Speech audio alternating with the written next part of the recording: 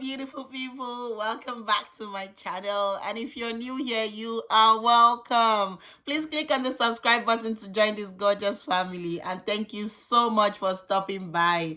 Guys, I'm really grateful as always. Thank you for all the love. I really appreciate it. You guys, it's been a week for me. And I'm really sorry I haven't been consistent. I haven't been uploading enough as I planned to. The thing is, I'm in the second phase of my program in school, and it's really been intense. And I'm just out here trying to find a balance between school, work, and YouTube. So please pardon me, okay? I'll do better. It can only get better. So in today's video, I'm going to talk about moving to the UK, like parents who plan to move to not just the UK, moving abroad with your kids, but with UK as a reference, of course. So I'm just going to tell you what I know, now from my experience and the challenges, what to expect, and, how to tackle them. So if it sounds like what you're interested in, please keep watching this video.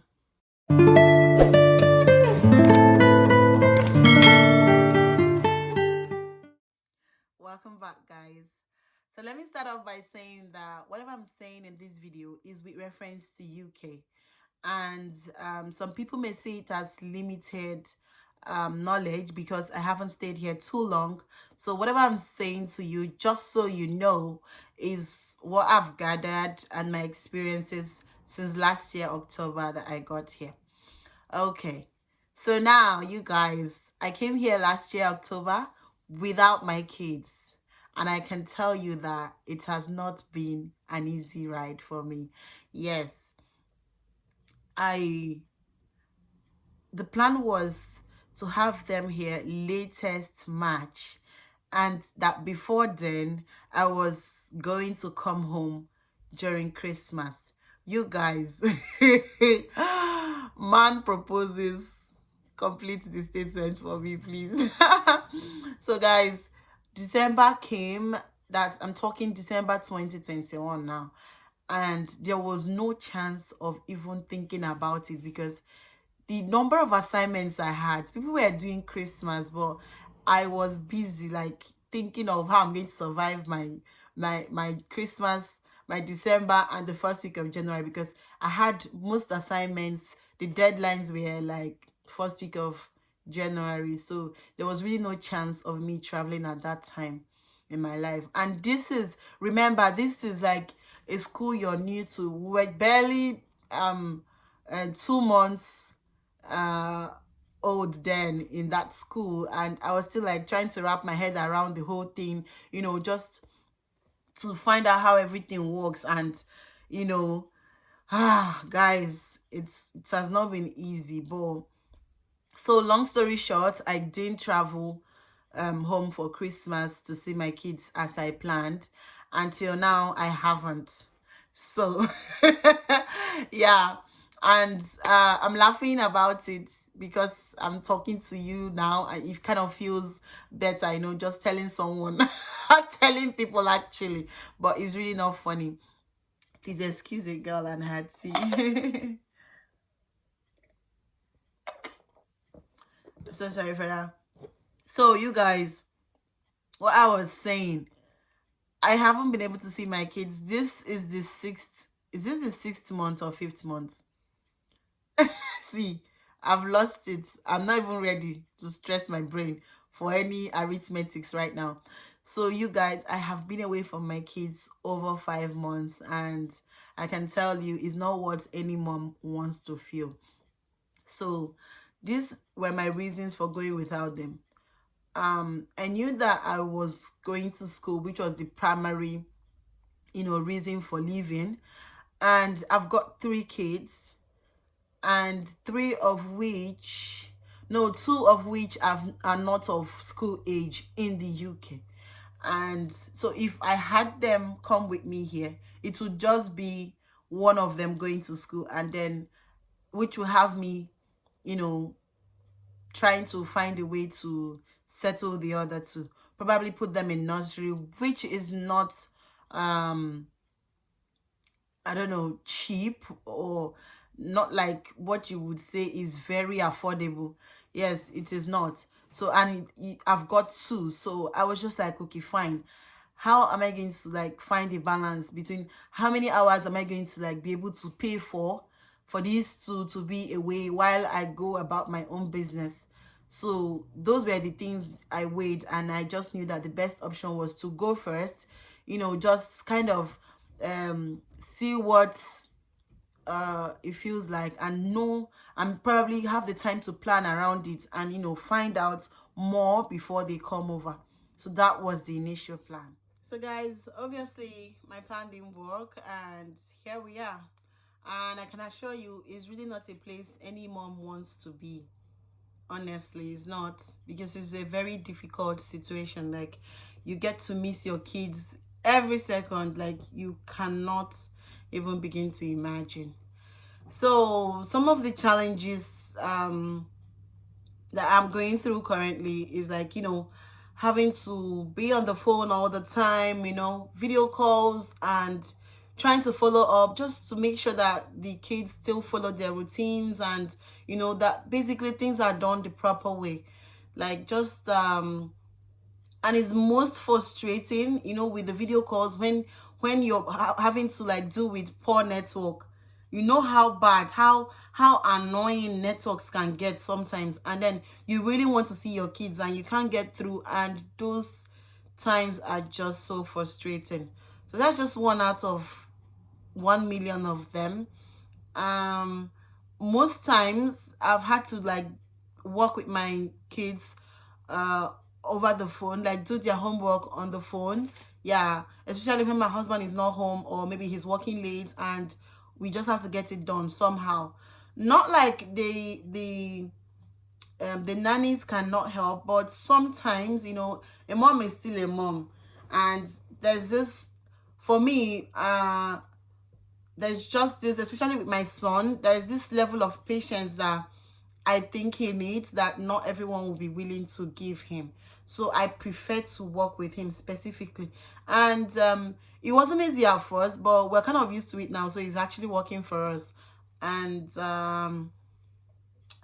I forgot to mention, yeah, my kids have living nannies. Like, yeah, and those ladies have been great, and I'm so thankful for them. Although I have there's just one unfortunate situation that I got one just a couple of days before I left, and so I didn't have the time to like, study her and just know if she's capable for what I wanted her to do for the kids and all of that. So she was just pure trouble. I don't want to go into details, and we just had to let her go. Yeah, so they have two currently, and I am so grateful for those two. They've been great. They've been doing their best, like just showing them nothing but love, and I'm so thankful to God for those guys. So that is for not coming with them. Like, these are the challenges I've had to deal with. Like, you're basically running a home away from home. It's the hardest thing to do. Like, you just have to decide that this is, I can do it, and then you will just have to get it done.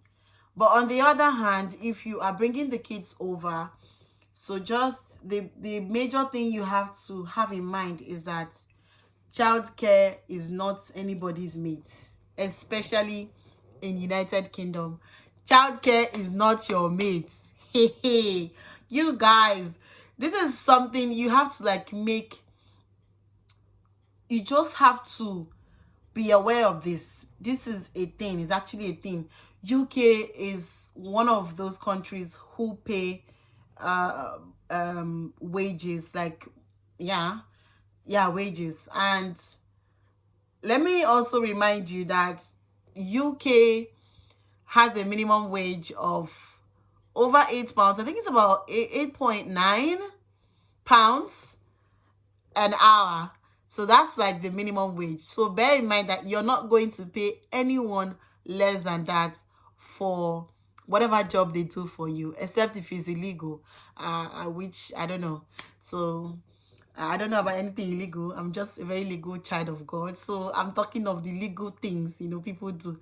So if you are going to come with your kids, you have to plan, just know that you have the resources. That is number one, to take care of whatever number of kids you have. And if they are not of school age, that's where it's even more difficult, because you can only get, I think, for certain ages, you can only get a certain amount of hours from the government, and then you have to pay for the rest.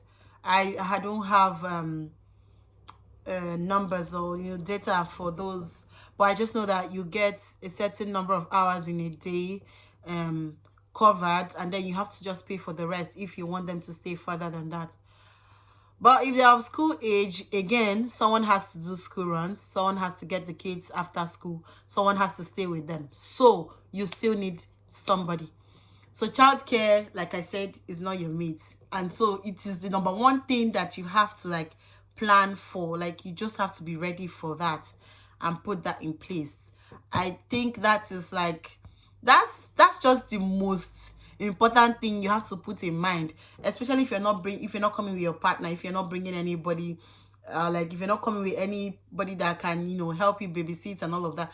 This is just what you have to think about. Like you must have the resources to take care of you, because if you do not, that means, let's assume you're also coming for school, so you are going to have trouble doing what you came for. And eventually, if you want to work, it might not even be possible, because I mean, how are you going to do it, so you, at the end of the day, you certainly need somebody. You will need somebody. So put that's like your number one. That is the number one thing on your list. Until you check that, nothing else is supposed to even be checked. Okay. And a very practical example is my sister a couple of weeks ago, her help, like the childcare she had, left. And it's been in fact, it's been a struggle, because there is this thing they do. I think they said is a breakfast club. So a breakfast club and after school club. So this is where you just, let's assume you drop your kids earlier than 9 o'clock, which is when the school gates opens and all of that. So you would have to pay for whatever number of minutes you're leaving them there for.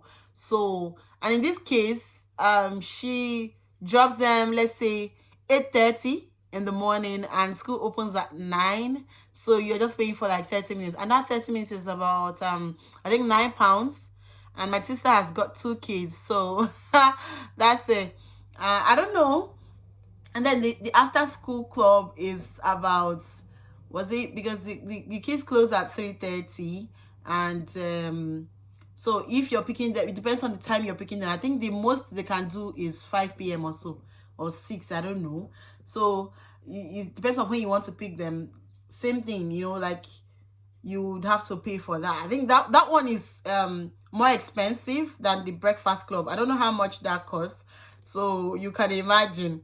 So this is what she had to deal with every day, like until recently, when we got someone which we're not still sure of when she if the person is staying or not. So you see, it's really is a big problem. My sister has been here over a decade and she still struggles with childcare. So imagine you that is just coming. So the whole point is just planning and deciding and knowing these things, that these things are actually real. A lot of people came here without actually knowing what is involved. I have a friend from school who was just who was telling me about how she's able to put up with her own kids. She has two. She actually came here with her husband, and after some weeks he had to go back for some business deal and all of that, and she's been stuck with the kids for, I mean, how many weeks now? So you see, and just talking about it, she was almost in tears. Like, the stress is too much. She was almost in tears just narrating how she's able to do it. And she was so happy that she got, I think, childcare that she got for about £9 or so, £8. She was like kind of celebrating it. When I don't know how to explain it to you, but it's good that these things are out there now, that you can make, informed decisions and know what will work for you and go for that.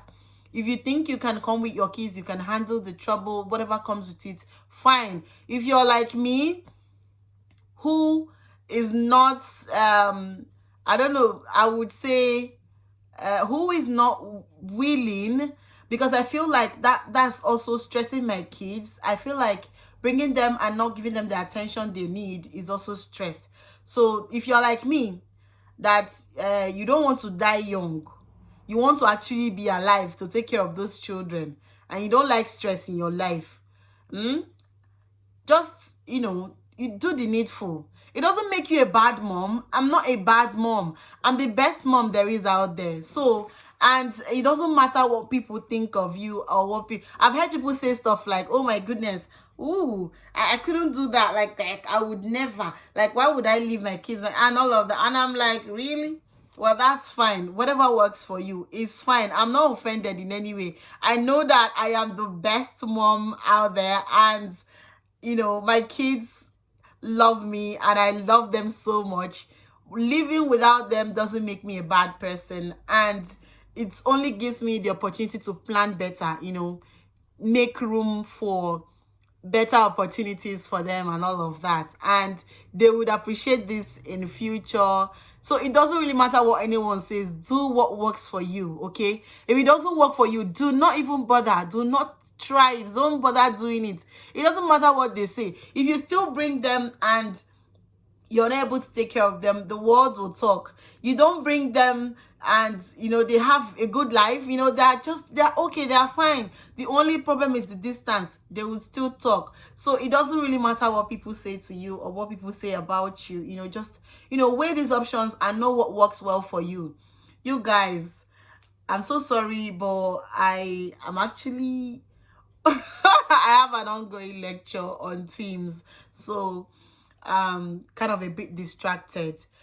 So guys, this video is even way longer than I thought it would be, and at this point I think we should just end it here. So now that you know better, just think about it. One, you need to have the resources. Two, you need to weigh the options. What is involved? Are you able to handle it? If you are, get on with it. If it's what you really want to do, then it's worth doing, okay? Just I don't know what else to say, but that's just it, okay? You guys, I hope you enjoyed this video, and please give it a thumbs up if you liked it, and hit that subscribe button and the bell too, so that you know the minute I upload a new video. Thank you guys so much for watching, and I will see you in my next one. Mwah.